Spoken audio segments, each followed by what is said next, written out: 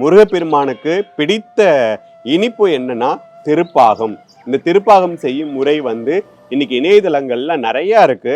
அதை செய்து நாம சஷ்டி நாள்ல முருகப்பெருமானுக்கு நைவேத்தியம் செய்து நம்மளை சுத்தி இருக்கிறவங்க எல்லாருக்கும் நம்ம வழங்கினா நமக்கு நிறைய நன்மைகள் கிடைக்கும்.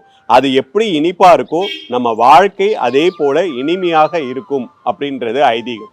அதே மாதிரியே முருகப்பெருமானை வணங்குறதுனால நமக்கு முதல்ல கிடைக்கக்கூடிய விஷயம் என்னன்னா ஞானம். ஞானத்தின் மறு உருவம் நம்ம முருகப்பெருமான். ஆகவே குழந்தைகளுக்கு நாம முருக வழிபாட்டை நம்ம சொல்லி தரணும்.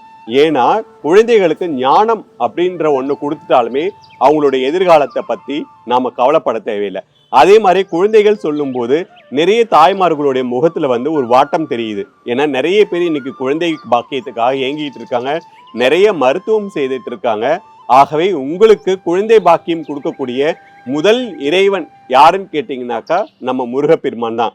நீங்க போங்க, மருத்துவம் செய்யுங்க, எல்லாமே பண்ணுங்க. அதோட நமக்கு இறை அருள் முக்கியம். யாரோட அருள் முக்கியம்? நம்ம முருகப்பெருமானுடைய அருள் முக்கியம்.